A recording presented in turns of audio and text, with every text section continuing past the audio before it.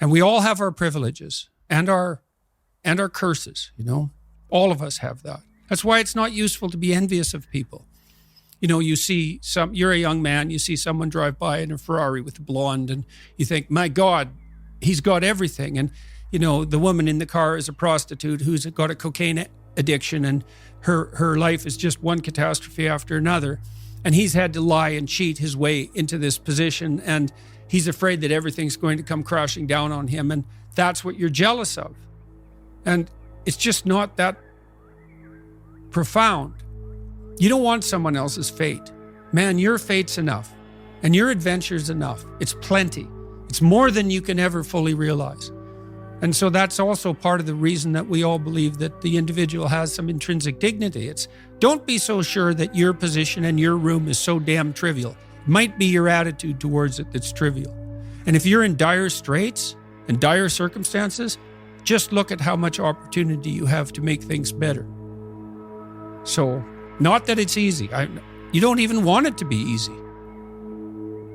So we're built to walk uphill. And when you reach the pinnacle of the hill, you want to stop and appreciate the vision. But the next thing you want is a higher hill in the distance, because it's the uphill climb that it's from the uphill climb that we derive our value. And I mean this technically. So almost all the positive emotion we feel, especially the emotion that fills us with enthusiasm, and that's to be filled with the Spirit of God, by the way, because that's what enthusiasm means. That's experienced in relationship to a goal. And so in some sense, and this is part of the religious enterprise, you want a goal that you can never attain, right? So you can always move closer to the goal that recedes as you move towards it. You think, well, that's frustrating. It's like Sisyphus pushing the rock uphill. But it's not, because as you pursue that goal, you put yourself together and your life does get better and richer and more abundant. And that's why the highest levels of virtue and goal are in some sense transcendent. You want them to be above everything you're doing so you can continually move towards something that's more sublime and better. That's what you are. You're here to live, not to sleep. And the problem with the vision of Mai Tais on the beach is that, well, first of all, that's a vision of drug-induced unconsciousness. Second, it's only going to work for about a week. Third, you're going to be a laughingstock in a month and depressed and aimless and goalless. You want a horizon of ever-expanding possibility. And so it does happen to people because they've staked their soul on the attainment of an instrumental goal. And it can be a pretty high order goal. It was in your case. But then you think, well, now I'm there. Now what? Well, the answer can't be, well, I'm going to live in the lap of luxury and never have to leave the faith. What do you want to be? A giant infant with a gold bottle? You never have to do anything but lay in your back and suck? It's like, well, you see the problem with that as a conceptualization. It's no, you want to be like an active warrior moving uphill with your sword in hand. And that's dynamic, that's exciting. And that's why so many young men disappear into video games. That's all acted out in the video game. So they have to act that out in their own life. Not that I despise video games, because I don't, but they're not a substitute for life. They might be good training under some conditions for life. I think it's very difficult for us to understand our embodied environments well enough to duplicate them in a healthy and comprehensive manner in the virtual world, because we just don't understand what it is that we're doing when we actually do things rather than represent them. We don't know how to replicate those environments that are so formative, especially in their everydayness, because you live with your roommates. That's a 24-hour thing. And so the problem with virtualization is that we don't understand our environments well enough to be certain that we're not excluding something vital when we concentrate only on what we think conceptually is important. These new technologies, they're unbelievably radical and they're very hard to master. And so we all have to be careful and try to keep our feet on the ground to some degree when we're using them. So you want to hit your projects hard, but you have to leave in that, not with entertainment, but with culture, because those are not the same thing. Entertainment is an approximation to culture. And you need to leave in that with culture, that's beauty and drama and art and all of that. And then with intimate relationships and friendships. And well, it's very difficult to get the balance of all that correct. And well, we have to contend with that wisely. And then you ask, well, how do you contend with things wisely? And I would say, well, don't pollute your thoughts with deceit. You compromise your own wisdom. How are you going to make not intelligent decisions, wise decisions? That's why you shouldn't lie. It's like you're warping the mechanism that orients you in the world. Do you really want to do that? This is a brutal world, man. And I've seen this in my clinical practice. People whose houses are built on foundations of sand, and the wind starts to blow and the floods start to rise, and they are in such trouble. If you're lucky and something terrible comes your way and you're reasonably honest and your relationships are in good order, maybe you won't end up in hell. And I mean hell. I don't mean death. There's lots of situations you can get yourself in where death would be far preferable to what you're going through. So you need to be afraid of that. It's like, don't lie. In my clinical practice, in 20 years, working with every sort of person you could imagine, I never ever saw anyone get away with anything even once. So, yeah, we're all subject, not least to the judgment of our own conscience. Try to escape from that. No one can escape from that. So, because none of us know what's going on in the final analysis, because the future is different than the past, really, we have to talk about what to do all the time. Because even if we made wise decisions in the past, that doesn't mean that we can mindlessly replicate those decisions right now in the present to deal with a changing future. So I want to help encourage people to become the sort of people who can engage in that free dialogue. And I think that's the best way forward, especially as we all become more technologically powerful. If you ask people questions and you really listen, they will untangle themselves. And that's partly why people love to be attended to, you know? Like, if I meet people on the street, I ask them their name. They're all usually flustered when they come up to me. They don't really want to interrupt me, and then they're flustered. And the first thing I do is shake their hand and ask them their name. And I listen. Not that good at remembering names, but I listen to it. And they know how to say their name. And so it kind of settles them down. And then it sort of marks them out as a person against the background, eh? And then if I pay attention to them and listen, they will tell me something in like 10 seconds that I need to know.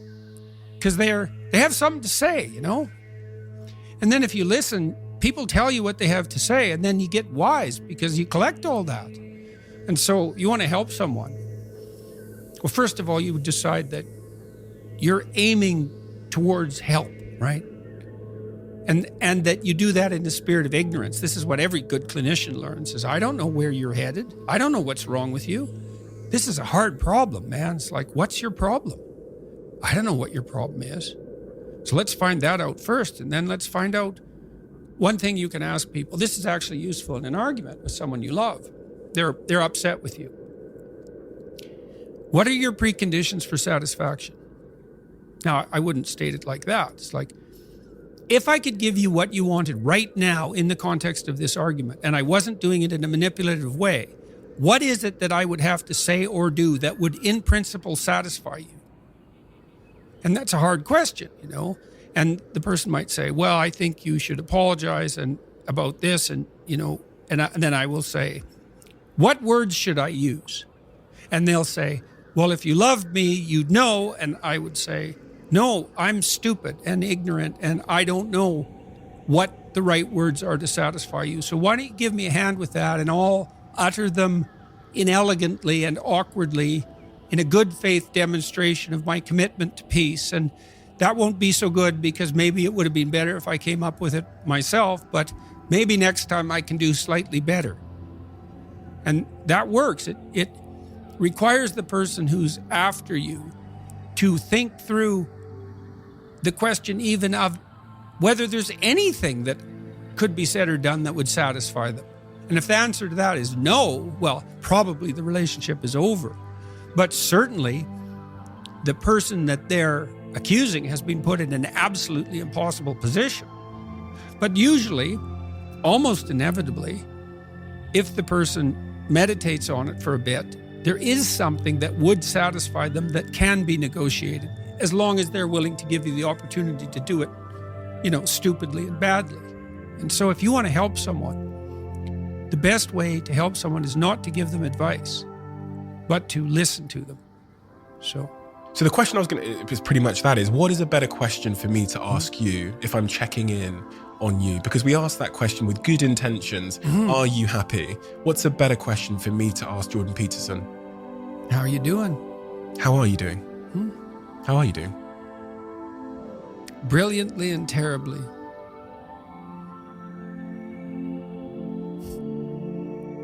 That's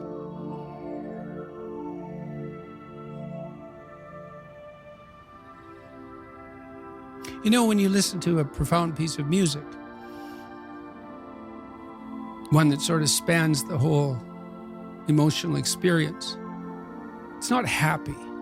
Happy is elevator music, and probably you just shouldn't listen to that at all, right? And you think, why? Well, it's harmless, it's treacly, it's sweet, it's simple, it lacks depth, it's shallow, that's a problem.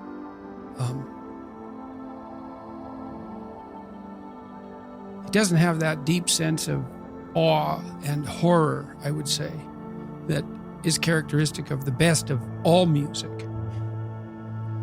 There's this admission of a deep suffering at the same time as you get the beautiful transcendence of the music.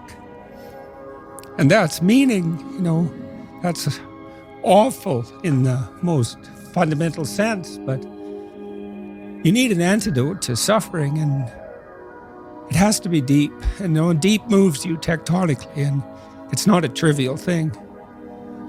But that's better than happiness. And maybe if you're lucky while you're pursuing that and while you're immersed in it, you get to be happy, and you should fall on your knees and be grateful for that when it happens. It's a gift. It really is a gift. And it comes upon you unexpectedly, your happiness, But you aim to climb uphill to the highest peak you can possibly envision. And that's better than happiness. Why did you include terribly? Well, for example, now when I go, wherever I go in the world, people come up to me and they're usually, I wouldn't say they're happy to see me. They're often in tears, and they often have a pretty rough story to relate. They were suicidal or nihilistic or homicidal or trapped, desperate, and they tell me that real fast. And then they say, I've overcome that to a large degree, and thank you for that. And you think, well, that's really something to have that happen over and over.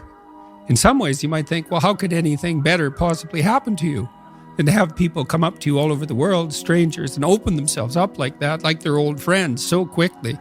But at the same time, it's an awful thing, because you see, even in the revelation of their triumph, the initial depth of their despair.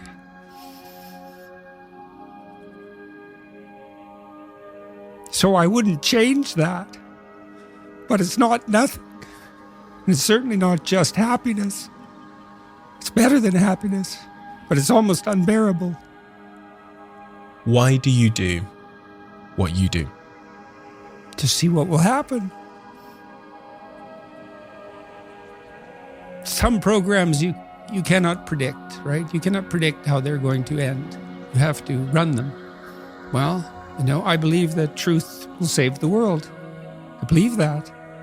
So you speak truthfully, and you watch what happens, and you take your consequences. And maybe you hope and have some faith that in the final analysis, things will work out in your favor. But perhaps they will and perhaps they won't. But that's faith, eh? That's faith. Faith isn't believing in things you regard as ridiculous, sacrificing your intellect. It's a decision, Will truth, beauty, and love save the world? Well, you can find out.